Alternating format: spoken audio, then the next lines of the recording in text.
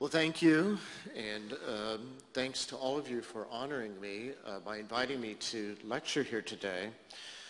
When I look around, I see so many faces of so many colleagues and good friends. Just last week, we were discussing a new drug and where to begin the development of that drug, and the country that came to mind at the top of the list was Israel. Really, I think some of the highest quality and most innovative research comes out of Israel. So when it's first in man or best in man, I think Israel always rises to the top of the list. Well, we've worked a lot together. Over the past 2 or 3 decades, we've worked together to investigate lytics. We investigated antithrombins, things like heparin, enoxaparin, bivalirudin, antiplatelets, things like the 2B3 inhibitors and thionopyridines.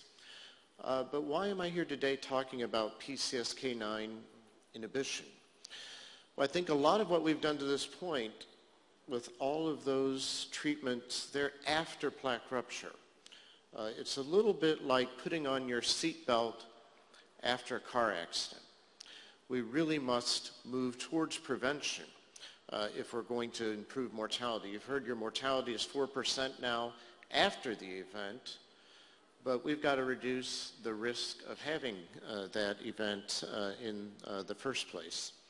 These are my conflicts of interest. Well, the rabbi said it best. He said, McDonald's is out. Junk food is out. He recapitulated the LDL hypothesis here. The greater the reduction in LDL, the greater the event reduction. Now, I think a lot of us held our breath last year when the Improve It study was presented, because here was a strategy that was not statin mediated, got LDL down in a different way, and only had modest reductions in LDL. And we all wondered, would that reduction in LDL by a non-statin mechanism fall on the line? And sure enough, the results of Improve It really do fall on that line.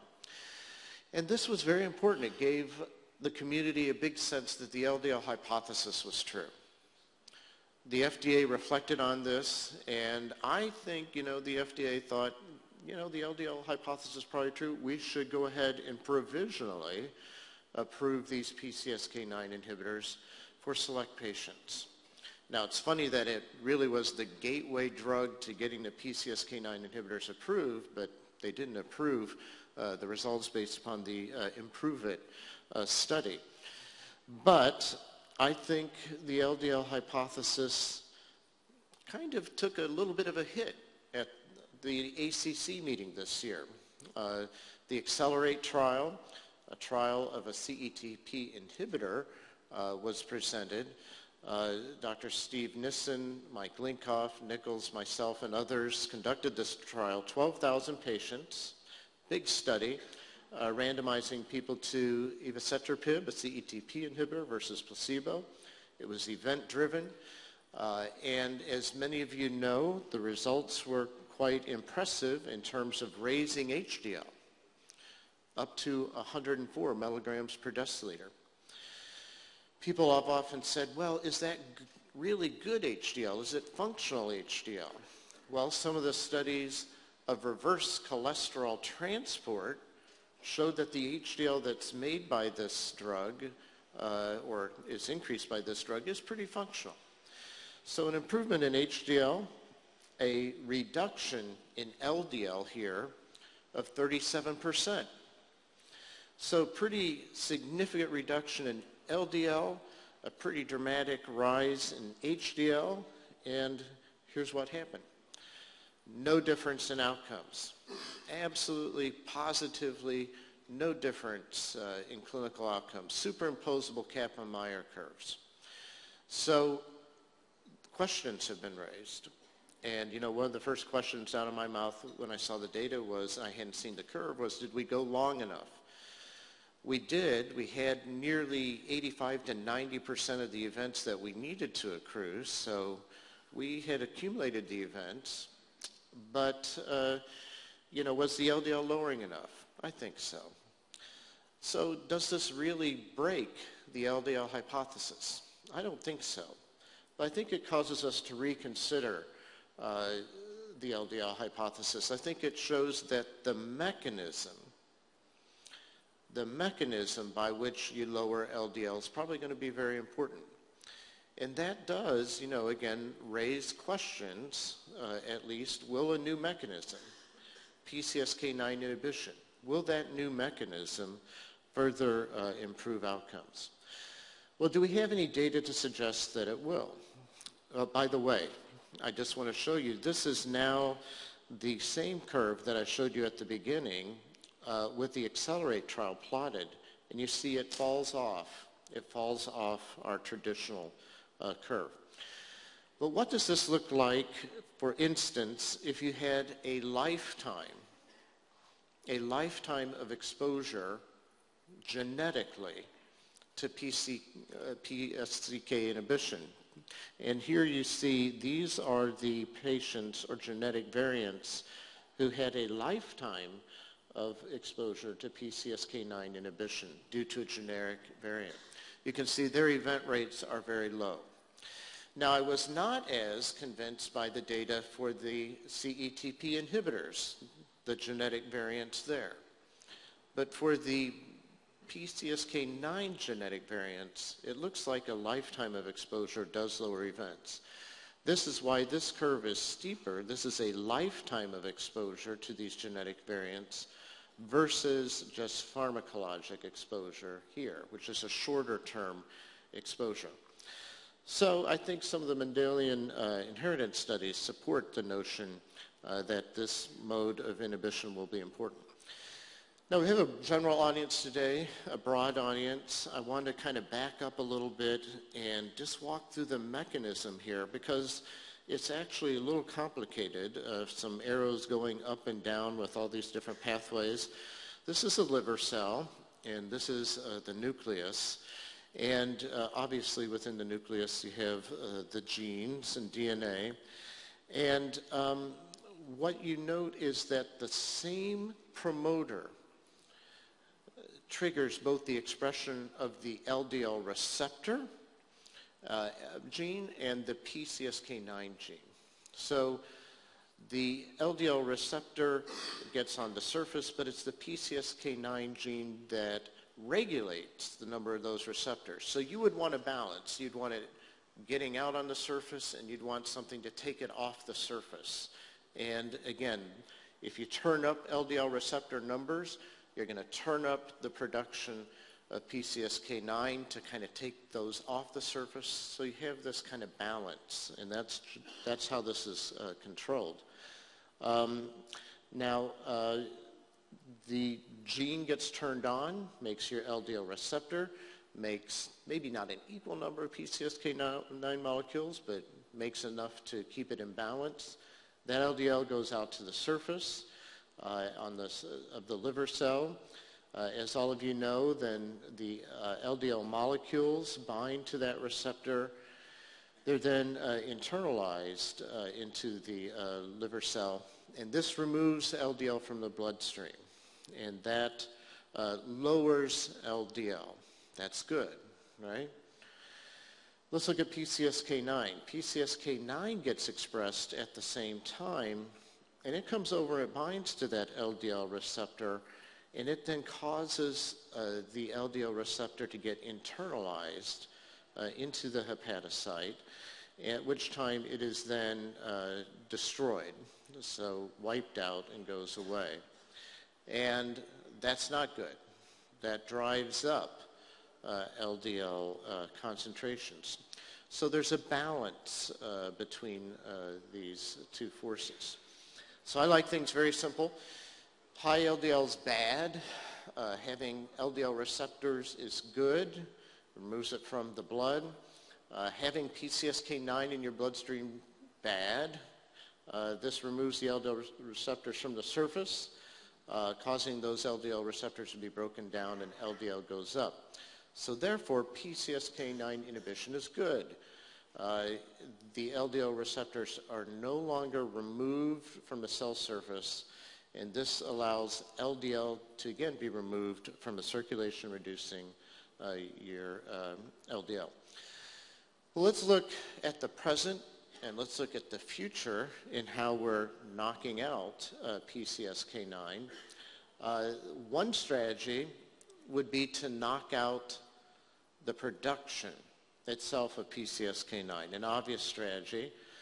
And that is actually a future strategy that's really just beginning to be investigated. I'm going to show you more of this in a minute.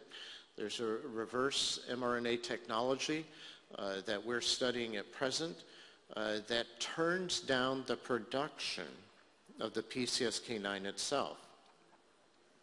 Another mechanism is a mechanism that's already in play, which is to direct antibodies to the PCSK9, and that's what alirocumab, evolocumab, and Boku do. They all bind to the PCSK9 and block it in that fashion. That's the current strategy. Another future strategy is to inhibit the LDL receptor binding to the PCSK9 molecule. And this is very forward-looking. I don't know of any trials going on right now. Maybe one of you will run up to me at the end and say, well, here in Israel we're conducting a trial of something, but I'm not aware of any trials yet of this. So mechanism 1 and 3 are really the future. Now, what's fascinating to me is how 3 different mechanisms really interact with each other. The LDL receptor, your absorption from the bloodstream of LDL and cholesterol, rather, and your PCSK9 receptors. So again, to back up a little bit, HMG-CoA reductase is involved in cholesterol synthesis. You also absorb some cholesterol from what you eat, but a lot of it is synthesized by the liver. So a little bit more synthesized than is absorbed. We've looked at the LDL receptors and how those bring molecules into the liver and how PCSK9 regulates that. Well, statins obviously block the HMG-CoA reductase enzyme, driving down cholesterol synthesis. So that arrow goes away. This is where it gets interesting. Your body compensates, and your body compensates by actually absorbing more cholesterol. So if you can't make it, your body's going to try and overcome that by absorbing more. That's where drugs like ezetimibe come in. It's blocking that compensatory increase in absorption as a result of your decrease in synthesis. And here's where it gets really, really interesting. When you take statins, what happens is you actually drive up PCSK9. And you also drive up the number of LDL receptors. So you remember we saw how that gene turns, the same promoter promotes LDL receptors and PCSK9? That gets turned on.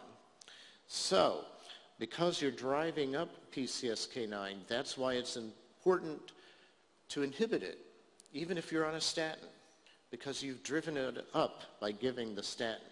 And by blocking the PCSK9 on a statin, you actually increase the number of receptors and thereby increase the internalization of the LDL and drop down the LDL, which in turn further turns down cholesterol synthesis. So in my mind, your body is very smart.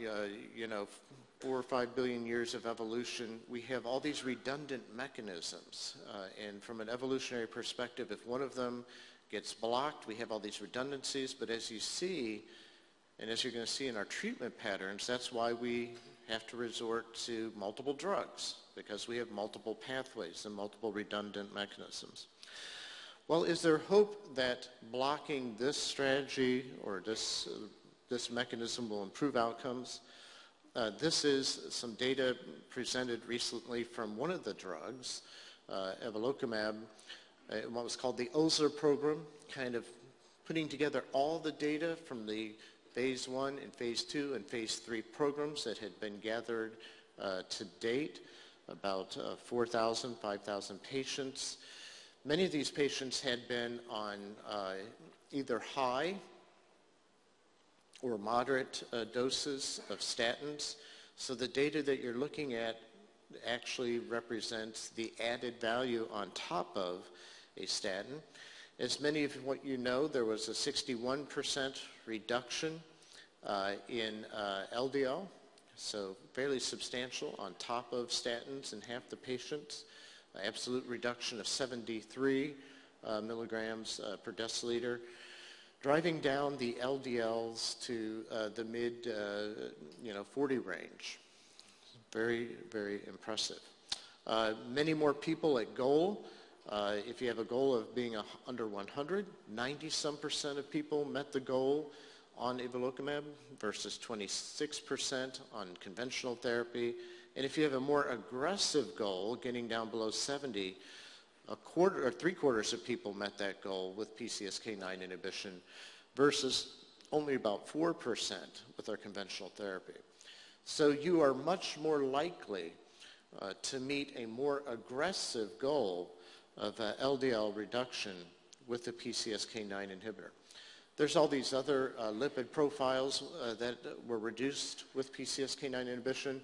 Notice also some reductions in triglycerides, a little bit of a rise, which was significant statistically in HDL, as well as ApoA1, some of the HDL components as well. And here are the outcomes. This is a very, very broad outcome. This is not death and MI. This is death, MI, unstable angina leading to hospitalization, revascularization, stroke, TIA, heart failure leading to hospitalization. When you have this number of events, this number of patients, you have to have a much broader outcome. But when you use that very broad outcome, there was a halving of events, event reduction from about 2.2% down to about 1%, so about a little over a 1% reduction over the course of a year. Now that's 1 year. We don't have longer-term outcome data.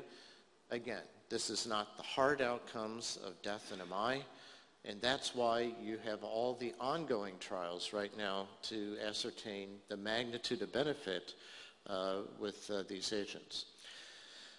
Recently, last week, the ACC put together some recommendations about the role of non-statin therapies in LDL lowering. They had 5 groups that benefit from statins. A couple of them are secondary prevention groups over here on the left, and then 3 primary prevention groups over on the right. You see all the LDL targets that you're all used to down here at the bottom, more aggressive targets with higher risk patients.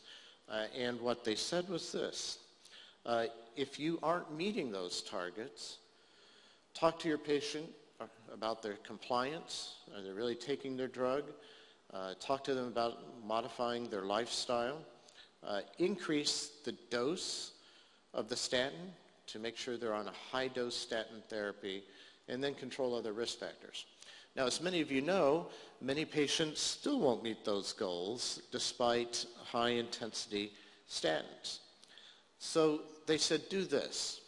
If you're not meeting your targets on statins, if you are a secondary prevention patient over here, or primary prevention patient over here rather, you could consider adding ezetimibe or bile acid sequestrant in primary prevention patients. The one exception is if you're a primary prevention patient and you have a very high LDL, greater than 190, that is the kind of primary prevention patient that you can go straight to either ezetimibe or PCSK9 inhibition. So this is a one path where you could choose to use a PCSK9 inhibitor as frontline therapy if you're failing on high-dose statins. Otherwise, for secondary prevention, use ezetimibe first, and if you're not achieving your goal in secondary prevention, then you move to PCSK9 inhibition.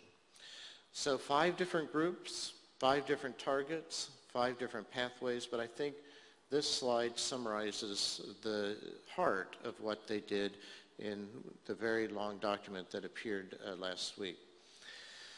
That's the present. Let's talk a little bit about the future. Currently what we're doing is we're using antibodies, monoclonal antibodies, to kind of mop up any of the PCSK9 that's floating around in your bloodstream. And I may have a very different level of PCSK9 than some of you, but we're all going to get the same dose of these antibodies. These antibodies are expensive to make, and you may form antibodies in response to those antibodies. That's one mechanism. It's a little bit like mopping things up. The other mechanism is not to mop things up, but it's to turn off the sink. And that's what this inhibitor of mRNA technology does, is it turns off the production of the PCSK9 in the first place.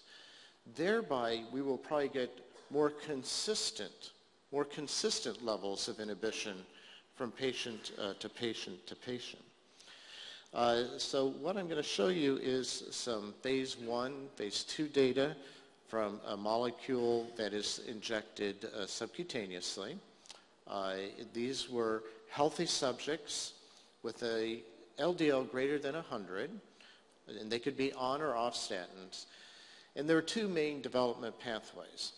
One was to give a single dose, a single injection, and the doses were 25, 100, 300, 500, 800 milligrams. One dose. The 25 looked safe. You advanced to 100, that looked safe, advanced to 300. So it was a single dose escalation study. In part B, multiple doses were given. That's a little bit like how we're doing it now, where every 2 to 4 weeks you come in and get a dose.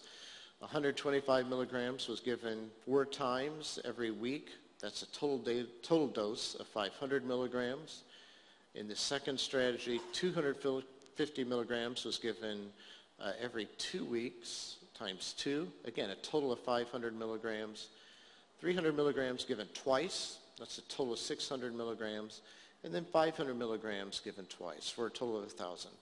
So single dose, multi-doses. And let's look at what was seen. These were fairly young people in their 40s. Most of them were male. They were not as obese as many people in secondary prevention studies. This was true both for the single and the multiple dose studies. Here is some of the baseline values. The LDLs were around 160-ish. The PCSK9 levels here are fascinating. So if you were on a statin, and that's the pink here, I'm sorry, the pink should be on this line, notice that your numbers of PCSK9 molecules or your levels are higher. So as I said before, if you're giving a statin that drives up your PCSK9 and that, undoes what the statin's doing by getting rid of those LDL receptors. So your body is trying to overcome the statin by turning up the PCSK9. And that's why this is such an attractive target if you are already on a statin. Well, things were pretty well tolerated, minimal side effects in both the single dose and multiple doses. Here's what was seen. This is the level of PCSK9 relative baseline with a single dose, single ascending dose, kind of a typical dose response curve here. The higher the dose, the greater the inhibition of PCSK9. Also notice, single dose given here, PCSK9 is inhibited all the way out to 4 or 5 months. So it's almost approaching a vaccine-like approach. I mean, the vision would be you come in every 6 months, you get your LDL checked, and at that 6-month visit, this would be an opportunity to administer the drug again. Now, this is the LDL changes, and you can see single injection, about a 40 to 50% inhibition, again, all the way out here to about 5 months at this point. This kind of purple number here is the 300 milligram dose. This is a leading candidate dose for clinical use. Here you can see LDLs reduced by about 45%. 45% all the way out at 5 months. Compliance with statins is a big problem. I mean, people are not often compliant with these drugs. But imagine if you're able to give one injection, that would circumvent all the problems with compliance. So, kind of a funny word here, the mean max reduction. What's the average maximal reduction? 50-some%. That's maintained at about, 40 to 50% at 84 days. And as I showed you, out at 5 months, or 4 months rather, about a 45% reduction. Right, what happens if you give multiple doses? You're going to really knock PCSK9 down over the first month. You see here much more suppression, about 80% knockdown for all the different doses of PCSK9. So even higher mean or average maximal reductions, about 80-some%. And as you might expect, LDL is reduced. But what's interesting to me is that the LDL reduction isn't all that different than the single dose. Again, about a 45 to 50% reduction out at 5 months. So not a lot gained from all those multiple injections at the beginning.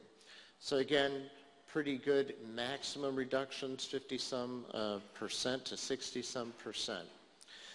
So to kind of summarize, there were really no serious adverse events, limited numbers of patients at this point in phase 1, phase 2.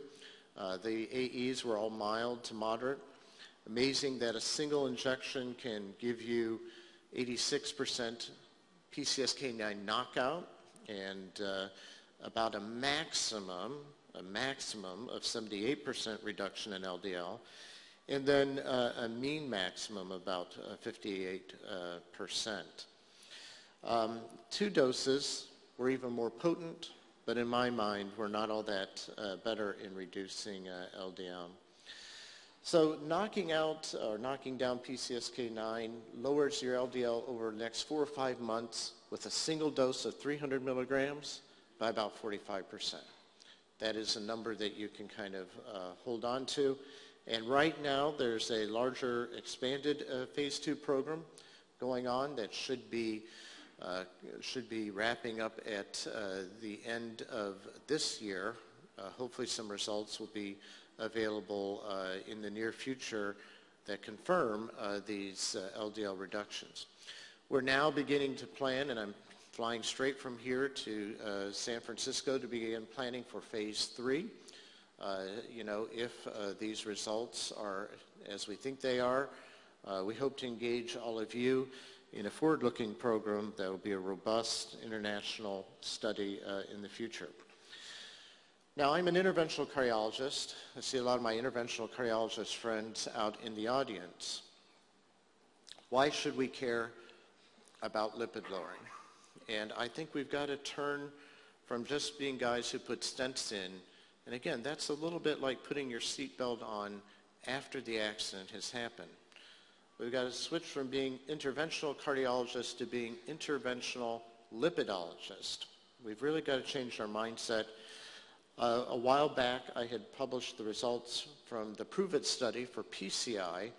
Everyone knows that PROVE-IT showed that greater reductions in LDL led to better outcomes.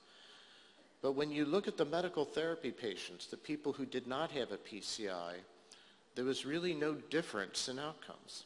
All the benefit All the benefit in the Prove It study was really over in the PCI patients.